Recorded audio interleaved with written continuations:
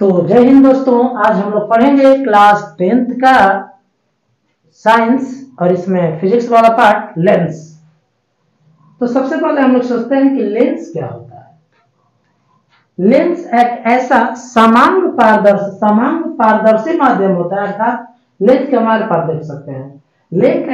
Lens एक ऐसा समांग पारदर्शी माध्यम होता है जिसके दोनों पृष्ठ या तो गोली होते हैं या एक गोली और एक क्या होता है, समतल। मतलब लेंस में दोनों पृष्ठ ऐसे या तो गोली होंगे, ये दोनों पृष्ठ गोली है, या फिर एक पृष्ठ गोली होगा, इसका एक पृष्ठ गोली होगा और एक पृष्ठ क्या होगा, समतल होगा। ठीक है ना। अब हम लोग पढ़ लेते हैं लेंस के प्रकार। लेंस के प्रकार, टाइप्स ऑफ लेंस। लेंस मुख्यतः दो प्रकार के होते हैं। एक को हम लोग बोलते हैं उत्तल लेंस और एक को बोलते हैं अवतल लेंस। उत्तल लेंस किसे कहते हैं, कॉन्वेक्स लेंस और कॉनकेव लेंस। तो उत्तल लेंस किसे कहते हैं, ऐसा लेंस जो बीच में मोटा और किनारों की तरफ पतला होता है, उससे उत्तल लेंस कहते हैं। इसे अभिसारी लेंस भी कहते हैं। अभिसारी लेंस इसलिए कहते हैं कि यह प्रकाश की किरणों को एक निश्चित बिंदु की तरफ मोड़ता है, इसलिए इसे हम लोग क्या, अभिसारी लेंस भी बोलते हैं। अवतल लेंस क्या होता है, तो ऐसा लेंस जो बीच में पतला और किनारों की तरफ मोटा होता है, इसे हम लोग अवतल लेंस कहते हैं। अवतल लेंस को अभिसारी लेंस भी कहते हैं क्योंकि यह प्रकाश की किरणों को फैलाता है, इसलिए अवतल लेंस को हम लोग अपसारी लेंस भी कहते हैं। तो अब हम लोगों ने देखा कि लेंस किसे कहते हैं। तो लेंस क्या है, लेंस एक समान पारदर्शी माध्यम होता है जिसके दोनों पृष्ठ या तो गोली होते हैं या एक गोली एक समतल होता है। लेंस मुख्यतः दो प्रकार के होते हैं, उत्तल और अवतल। उत्तल लेंस बीच में मोटा, किनारों की तरफ पतला, यह अभिसारी लेंस भी होता है क्योंकि यह प्रकाश की किरणों को एक तरफ मोड़ता है। अवतल लेंस को हम लोग अपसारी लेंस कहते हैं क्योंकि यह प्रकाश की किरणों को बिखेरता है। तो ये हम लोगों ने देखा लेंस। अब हम लोग देखते हैं कि लेंस क्यों उत्तल लेंस अभिसारी की तरह व्यवहार करता है और अवतल लेंस अपसारी की तरह व्यवहार करता है। यानी लेंस द्वारा अपवर्तन देख लेते हैं कि लेंस द्वारा अपवर्तन होता कैसे है। अपवर्तन, रिफ्रैक्शन थ्रू लेंस।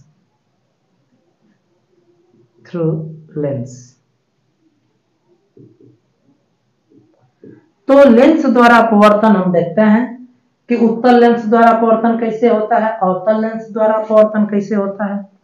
तो ये जैसे मान लीजिए उत्तल लेंस है, ये हम लोग मान लेते हैं उत्तल लेंस और ये इसका मुख्य अक्ष है, और ये है हमारा अवतल लेंस। ये है हमारा अवतल लेंस।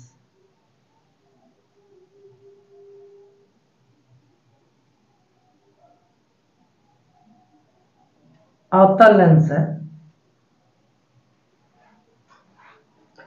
अब हम यह कल्पना करें कि हमारा यह जो लेंस है वह छोटे छोटे भागों की तरह कटा हुआ है। ये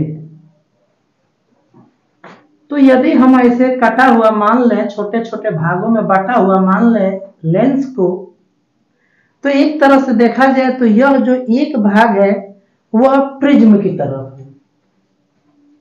तरह है। और इसमें प्रिज्म, ये जो ऊपर वाला भाग है, इसका आधार नीचे की ओर है और नीचे वाले हिस्सों का जो आधार है वो नीचे की तरफ है। इसमें आप देखेंगे तो यह भी प्रिज्म की तरफ बना हुआ है। इसमें जो आधार है नीचे की तरफ है और इसमें भी आधार ऊपर की तरफ है। इसमें आधार ऊपर की तरफ है, इसमें आधार नीचे की तरफ है। हम लोग जानते हैं कि जो प्रिज्म होता है वो अपने आधार की तरफ प्रकाश किरणों को मोड़ता है। अब जैसे मान लीजिए यह प्रकाश किरण गई, यह भी प्रकाश किरण गई, यह भी प्रकाश किरण गई, यह भी प्रकाश किरण गई और यह भी प्रकाश किरण गई। तो यह जो प्रिज्म है, ये जो छोटा पार्ट है प्रिज्म की तरफ व्यवहार करेगा। यह प्रकाश किरण को एक बिंदु की तरफ मोड़ेगा। इसका भी आधार है नीचे की तरफ, तो यह भी नीचे की तरफ मोड़ेगा, यह भी नीचे की तरफ मिलेगा। इसका आधार नीचे की तरफ है तो यह भी नीचे की तरफ मोड़ेगा और यह भी प्रिज्म जो ये छोटा हिस्सा है यह भी प्रिज्म की तरह कार्य करेगा। अर्थात जितने भी ये प्रिज्म है उनका जो आधार है वह मुख्य अक्ष की तरफ होता है। इसलिए जो उत्तल लेंस होता है वह प्रकाश की किरणों मुख्य अक्ष पर किसी एक बिंदु पर इकट्ठा करता है और उत्तल लेंस की जो प्रकृति होती है वह अभिसारी होती है। अवतल लेंस की प्रकृति अपसारी क्यों होती है? तो इसको मान सकते हैं कि यह भी छोटे छोटे प्रिज्मों से मिलकर बना है, मान सकते हैं ऐसा। और इन सभी प्रिज्मों के आधार मुख्य अक्ष से केंद्र की दूर की तरफ है, तो मुख्य अक्ष से दूर की तरफ है। इसका आधार नीचे है, इसका भी नीचे है। अब यदि कोई प्रकाश की किरण ये जा रही है, ये प्रकाश की किरण है, नीचे भी ले लेते हैं हम प्रकाश की किरण, तो यह क्या करेगा? आधार से आधार की तरफ मोड़ेगा, यह भी आधार की तरफ मोड़ेगा। आप इसे नीचे की तरफ बढ़ा सकते हैं। यह भी आधार की तरफ मोड़ेगा, यह भी आधार की तरफ मोड़ेगा। तो आप देख सकते हैं तो एक तरह से जो अवतल लेंस है वो प्रकाश किरणों को फैलाता है और इसकी प्रकृति जो होती है वो अपसारी होती है। तो हम लोगों ने अब पढ़ा कि लेंस द्वारा अपवर्तन कैसे होता है, क्यों उत्तल लेंस अभिसारी प्रकृति का होता है और अवतल लेंस अपसारी प्रकृति का क्यों होता है। तो अब हम लोग पढ़ेंगे लेंसों द्वारा प्रतिबिंब का बनना। हम सीखेंगे कि लेंस के सामने हम वस्तु को कहां रखेंगे तो उसका प्रतिबिंब कहां बनेगा। तो सबसे पहले हम देखते हैं उत्तल लेंस द्वारा प्रतिबिंब का बनना। तो हम केस फर्स्ट पढ़ते हैं, जब वस्तु अनंत पर हो, ये हमारी वस्तु अनंत पर हो, तो अनंत से चलने वाली किरणों को हम लोग समांतर मान सकते हैं। ये आने वाली किरणें समांतर है। एक किरण हमने प्रकाशिक केंद्र से लिया है और एक फोकस से लिया है, तो यह सीधे निकल जाएगी और यह जो होगी मुख्य अक्ष के समांतर हो जाएगी। जहां पर ये किरणें कटेंगी, एक दूसरे को काटेंगी, वहीं पर प्रतिबिंब बनेगा। तो आपसे परीक्षाओं में किरण आरेख पूछता है और इस पर आधारित सवाल पूछता है कि जब वस्तु अनंत पर होगा तो उसका प्रतिबिंब कैसा बनेगा, कहां बनेगा, कितना बड़ा बनेगा, वास्तविक बनेगा कि आभासी बनेगा, और किरण आरेख बनाने के लिए कहेगा। तो ये किरण आरेख आपको बनाना होगा और प्रतिबिंब की स्थिति पूछेगा कि प्रतिबिंब कहां बनता है। तो जब उत्तल लेंस के सामने वस्तु अनंत पर होती है तो उसका प्रतिबिंब द्वितीय फोकस तल में प्राप्त होता है। उसका प्रतिबिंब द्वितीय फोकस तल में प्राप्त होता है, वस्तु से छोटा होता है, उल्टा होता है और वास्तविक होता है। क्योंकि ये प्रकाश किरणें वास्तव में काट रही हैं तो वास्तविक होता है। तो जब वस्तु अनंत पर होता है उसका प्रतिबिंब द्वितीय फोकस तल में प्राप्त होता है, ये प्रतिबिंब उल्टा होता है, वास्तविक होता है, वस्तु की अपेक्षा छोटा होता है। दूसरा केस देखते हैं, जब वस्तु अनंत तथा 2f1 के बीच हो। हमारी वस्तु क्या है? 2f1 और ये अनंत है, मान लीजिए इसके बीच हमारी वस्तु है। तो यहां से हमने दो किरणों द्वारा इस वस्तु का प्रतिबिंब बनाया है, तो यह प्रतिबिंब f2 और 2f2 के बीच बना है। तो जब वस्तु अनंत तथा 2f1 के बीच होती है तो प्रतिबिंब हमारा f2 और 2f2 के बीच बनता है और यह प्रतिबिंब वस्तु से छोटा होता है, वास्तविक होता है और उल्टा होता है। तो आपसे परीक्षा में ये किरण आरेख भी पूछेगा तो आप किरण आरेख बना सकते हैं। तो अब हम लोग केस थर्ड देख लेते हैं। जब वस्तु 2f1 पर हो, ये हमारी वस्तु 2f1 पर है, तो किरण आरेख आपसे पूछेगा तो आपको ये फिगर बनाना होगा।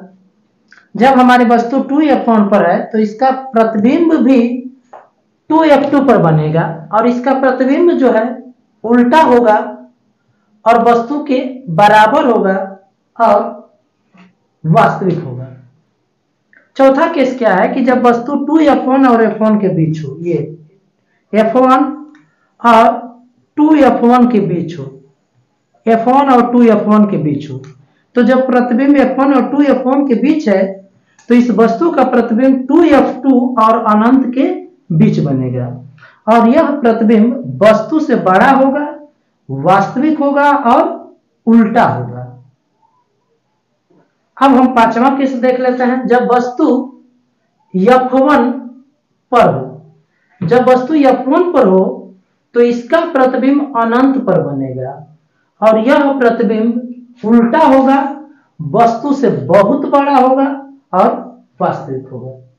छठवां केस क्या है? जब वस्तु f1 और प्रकाशिक केंद्र के बीच हो, तो प्रकाशिक केंद्र और f1 के बीच हो तो इस वस्तु का प्रतिबिंब जो है आभासी बनेगा, सीधा बनेगा और वस्तु से बड़ा बनेगा और जिधर वस्तु है उधर ही इसका प्रतिबिंब बनेगा। तो ये 6 केस हैं उत्तल लेंस द्वारा प्रतिबिंब के बनने के। अब हम लोग देखेंगे अवतल लेंस द्वारा प्रतिबिंब का बनना। तो अब हम लोग पढ़ेंगे अवतल लेंस द्वारा प्रतिबिंब का बनना। इसमें 2 केस है, जब वस्तु अनंत पर हो, जब वस्तु अनंत तथा प्रकाशिक केंद्र के बीच हो। तो जब वस्तु अनंत पर हो, जब वस्तु अनंत पर हो तो यहां से हम 2 समांतर किरण लिया तो यह प्रथम द्वितीय फोकस पर मिल रही है। तो जब वस्तु अवतल लेंस के सामने अनंत पर होती है तो उसका प्रतिबिंब जो है वह द्वितीय फोकस पर बनता है। जब वस्तु अनंत पर होती है तो उसका प्रतिबिंब द्वितीय फोकस पर बनता है और यह प्रतिबिंब आभासी होता है, वस्तु से अत्यंत छोटा होता है और सीधा होता है। दूसरा केस यह है कि जब वस्तु अनंत तथा प्रकाशिक केंद्र के बीच हो, जब वस्तु अनंत और प्रकाशिक केंद्र के बीच हो ये, तो उसका प्रतिबिंब जो बनता है वह बनता है हमारा आभासी बनता है और यह प्रतिबिंब जो होता है वह क्या होता है? सीधा होता है, वस्तु से छोटा होता है और फोकस और वक्रता केंद्र के बीच बनता है, प्रकाशिक केंद्र के बीच बनता है।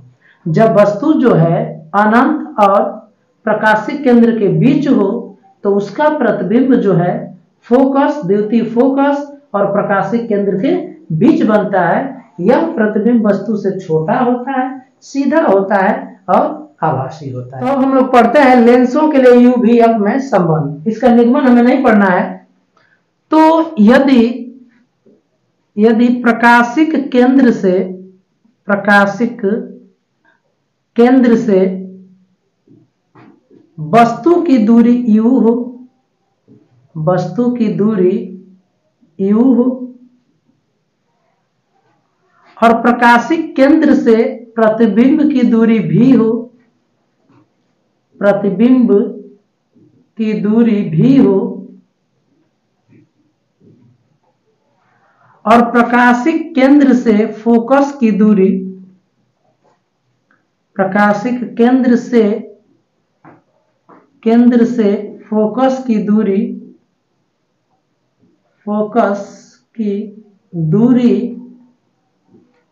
या फोकस दूरी कह लीजिए इसको, फोकस दूरी समान f हो तो लेंस के लिए यह सूत्र होता है, लेंस सूत्र होता है 1/f बराबर 1/v माइनस 1/u। ये लेंस सूत्र होता है और यही प्लस हो जाएगा बीच में 1/v प्लस 1/u। तो यही सूत्र किसके लिए होता है? दर्पण के लिए होता है। तो लेंस सूत्र क्या होता है? 1/f बराबर 1/v माइनस 1/u। f क्या है? लेंस की फोकस दूरी है। v क्या है? प्रकाशिक केंद्र से वस्तु की दूरी है। v क्या है? प्रकाशिक केंद्र से प्रतिबिंब की दूरी है और u क्या है? प्रकाशिक केंद्र से वस्तु की दूरी है। अब इसके बाद हम लोग पढ़ते हैं रेखीय आवर्धन। रेखीय आवर्धन हम लोग पढ़ते हैं। रेखीय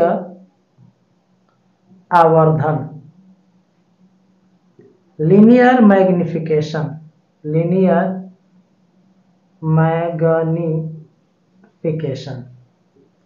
रेखीय आवर्धन को हम लोग m से दिखाएंगे और m बराबर होता है प्रतिबिंब की लंबाई बटा में वस्तु की लंबाई, प्रतिबिंब की लंबाई और बटा में वस्तु की लंबाई, वस्तु की लंबाई। प्रतिबिंब की लंबाई यदि I मान लिया जाए, वस्तु की लंबाई O मान लिया जाए, तो m बराबर होता है I/O। तो रेखीय आवर्धन किसे कहते हैं? तो किसी प्रकाशिक यंत्र द्वारा, जैसे लेंस या दर्पण द्वारा, मुख्य अक्ष के लंबवत प्रतिबिंब की लंबाई और वस्तु की लंबाई जो कि मुख्य अक्ष के लंबवत नापी गई हो, उसके अनुपात को ही हम लोग रेखीय आवर्धन कहते हैं। रेखीय आवर्धन किसे कहते हैं? तो किसी प्रकाशिक यंत्र द्वारा बने हुए प्रतिबिंब की लंबाई, जो जिसकी लंबाई हम मुख्य अक्ष के लंबवत लें, और वस्तु की लंबाई, इसकी भी लंबाई मुख्य अक्ष के लंबवत नापना है, इनके अनुपात को ही हम रेखीय आवर्धन कहते हैं। या प्रतिबिंब की लंबाई और वस्तु की लंबाई के अनुपात को हम लोग रेखीय आवर्धन कहते हैं। रेखीय आवर्धन का कोई मात्रक नहीं होता है। यदि m का मान 1 हो, यदि m का मान 1 हो, तो उस वक्त वस्तु की लंबाई और प्रतिबिंब की लंबाई क्या होता है? बराबर होता है। यदि m का मान ग्रेटर देन 1 हो, तो प्रतिबिंब की लंबाई वस्तु की लंबाई से क्या होती है? अधिक होता है। अर्थात प्रतिबिंब जो है वस्तु से क्या बनता है? बड़ा बनता है। यदि m का मान 1 से कम हो, तो प्रतिबिंब जो है वस्तु से क्या बनता है? छोटा बनता है। अर्थात प्रतिबिंब की लंबाई वस्तु की लंबाई से क्या होती है? छोटी होती है। तो रेखीय आवर्धन किसे कहते हैं? किसी प्रकाशिक यंत्र द्वारा बने हुए प्रतिबिंब की लंबाई और वस्तु की लंबाई, जैसे लेंस हो गया, दर्पण, ये प्रकाशिक यंत्र है, तो प्रतिबिंब की लंबाई और वस्तु की लंबाई को ही हम लोग रेखीय आवर्धन कहते हैं। रेखीय आवर्धन को हम लोग m से दिखाते हैं और रेखीय आवर्धन बराबर होता है V/U। ये सूत्र होता है V/U। V क्या है? प्रकाशिक केंद्र से वस्तु की दूरी है, प्रकाशिक केंद्र से प्रतिबिंब की दूरी है V, प्रतिबिंब की दूरी, प्रतिबिंब की दूरी है। और U क्या है? प्रकाशिक केंद्र से, प्रकाशिक केंद्र से ये वस्तु की दूरी है, केंद्र से वस्तु की दूरी है। तो ये सूत्र लगाएंगे, याद रखेंगे और हम लोग इसकी सहायता से न्यूमेरिकल लगाएंगे। अब इसके बाद पढ़ना है लेंस की क्षमता, पावर ऑफ लेंस।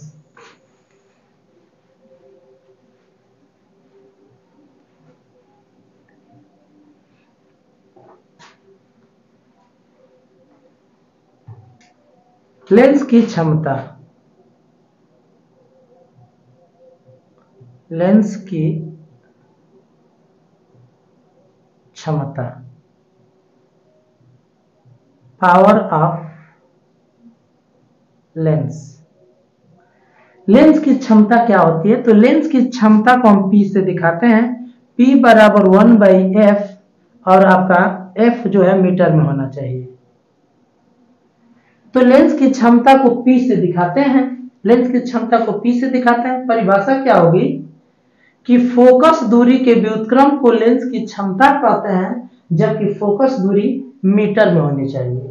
यदि किसी लेंस की फोकस दूरी मीटर में हो, तो लेंस की फोकस दूरी के व्युत्क्रम को हम लोग लेंस की क्षमता कहते हैं। या फिर ये हो जाएगा, यदि लेंस की क्षमता हमें निकालना है और फोकस दूरी सेंटीमीटर में हो, तो P बराबर 100/f, यहां पर f जो है किसमें होना चाहिए? सेंटीमीटर में होनी चाहिए। इसका मात्रक डायोप्टर होता है। लेंस की क्षमता का मात्रक क्या होता है? डायोप्टर। और डायोप्टर को हम लोग किससे दिखाते हैं? D से दिखाते हैं। तो हम लोग पढ़ लेते हैं अपवर्तनांक क्या होता है, और इससे न्यूमेरिकल बहुत पूछे जाते हैं। तो अपवर्तनांक क्या होता है समझते हैं। तो जैसे मान लीजिए अपवर्तन की ये घटना हो रही है, ये माध्यम 1 है, ये माध्यम 2 है, यह आपतन कोण I है और अपवर्तन कोण R है। तो हम लोग स्नेल के नियम से ये जानते हैं कि साइन I और बटा में साइन R ये कांस्टेंट होता है, और इस कांस्टेंट को हम लोग अपवर्तनांक कहते हैं, और इसे 1n2 से दिखाते हैं।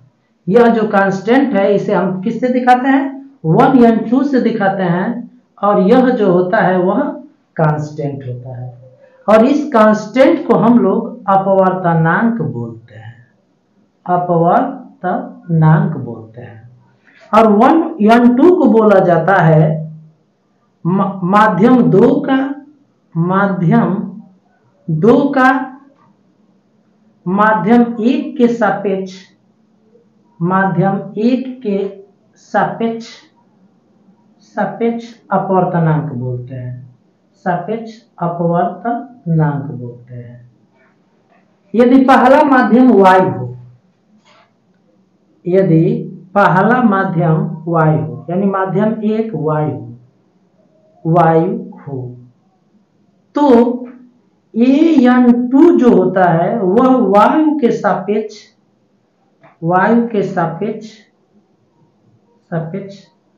माध्यम 2 का सापेक्ष अपवर्तनांक होता है, सापेक्ष अपवर्तनांक होता है। और y के सापेक्ष जो अपवर्तनांक होता है उसे हम निरपेक्ष अपवर्तनांक कहते हैं। इसे हम कह सकते हैं माध्यम 2 का निरपेक्ष अपवर्तनांक कह सकते हैं, निरपेक्ष अपवर्तनांक कहते हैं। और an2 न लिखकर इसे केवल n2 लिखेंगे। इसका मतलब यह है कि पहला माध्यम आपका क्या है, वायु है। अब कुछ इंपॉर्टेंट सूत्र देख लेते हैं। 1n2 और गुणे 2n1 बराबर 1 होता है। अब इसी को व्यापक रूप कर दिया जाए, 3 माध्यम के लिए क्या हो जाएगा, तो 3 माध्यम के लिए 1n2 हो जाएगा इंटू 2n3 हो जाएगा और इंटू 3n1 हो जाएगा, बराबर ये होता है 1 होता है 3 माध्यमों के लिए। यहां से आप 1n2 बराबर निकालेंगे, 1n2 बराबर तो 1 अपान हो जाएगा 2n1। ये भी एक सूत्र मिल गया आपको। जैसे मान लीजिए 2 माध्यम है, एक वायु है, वायु को हम लोग ए से दिखाते हैं, जल है, जल को W से दिखाते हैं, और कांच है जिसे G से दिखा रहे हैं। तो ANG गुणे GNW और गुणे WNG बराबर 1 होता है। 3 माध्यमों के लिए 1 होता है। ठीक है, तो आप चाहेंगे तो इसे स्क्रीनशॉट ले सकते हैं, और ये न्यूमेरिकल के लिए बेहद इंपॉर्टेंट सूत्र है। अब हम लोग पढ़ते हैं अपवर्तनांक और प्रकाश की चाल में क्या संबंध होता है। अपवर्तनांक और प्रकाश की चाल में क्या संबंध होता है। अपवर्तनांक तथा प्रकाश की चाल में संबंध, प्रकाश की चाल में संबंध,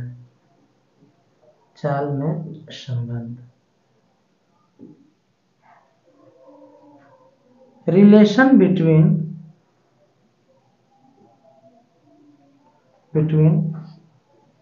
रिफ्रैक्टिव इंडेक्स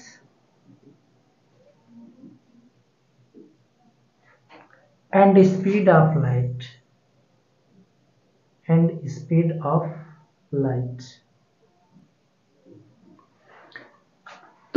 1n2 बराबर होता है 1n2 बराबर V1 बटा में V2, अर्थात पहले माध्यम के सापेक्ष दूसरे माध्यम का अपवर्तनांक बराबर होता है पहले माध्यम में प्रकाश की चाल और बटा में दूसरे माध्यम में प्रकाश की चाल। तो एक तरह से देखा जाए तो जो दो माध्यमों के सापेक्ष अपवर्तनांक होता है वो उनके प्रकाश की चाल के अनुपात के बराबर होता है।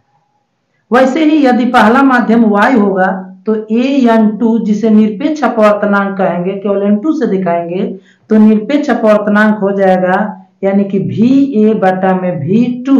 Va का मतलब निर्वात में प्रकाश की चाल और निर्वात में प्रकाश की चाल C से दिखाते हैं और V2 बराबर V2, यानी किसी माध्यम का जो निरपेक्ष अपवर्तनांक होता है वह निर्वात में प्रकाश की चाल और उस माध्यम में प्रकाश की चाल के अनुपात के बराबर होता है। अगला चीज हम लोग पढ़ते हैं सापेक्ष अपवर्तनांक, सापेक्ष अपवर्तनांक और निरपेक्ष अपवर्तनांक में संबंध, और निरपेक्ष अपवर्तनांक में संबंध। Relative refractive index, relative refractive index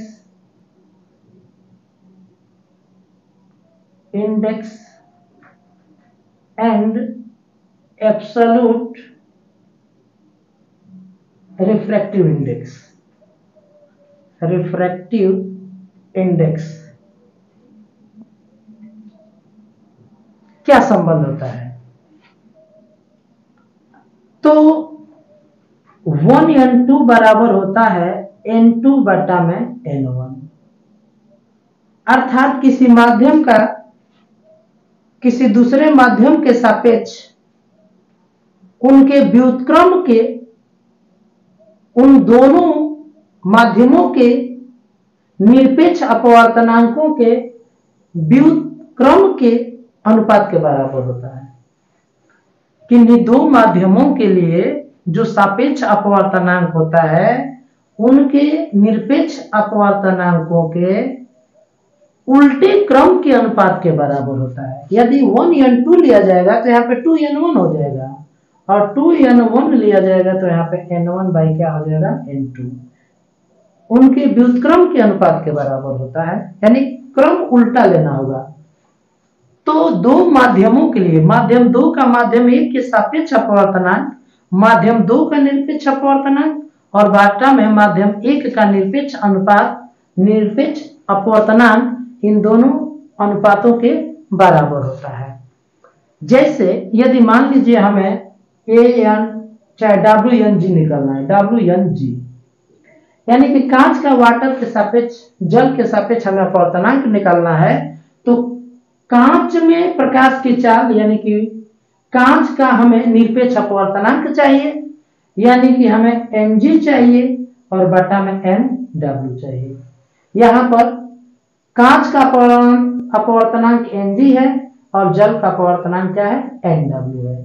तो कांच का जल के सापेक्ष जो अपवर्तनांक होगा वह कांच के अपवर्तनांक और जल के निरपेक्ष अपवर्तनांक, कांच के निरपेक्ष अपवर्तनांक और जल के निरपेक्ष अपवर्तनांक के अनुपात के क्या होता है बराबर होता है। तो इस का आप स्क्रीनशॉट ले सकते हैं और मैं ये आशा करता हूं कि आपको ये वीडियो पसंद आया होगा, तो आप इसे दोस्तों में अपने ज्यादा से ज्यादा शेयर करें, लाइक करें और कमेंट करें। तो आज के लिए इतना ही। जय हिंद, धन्यवाद।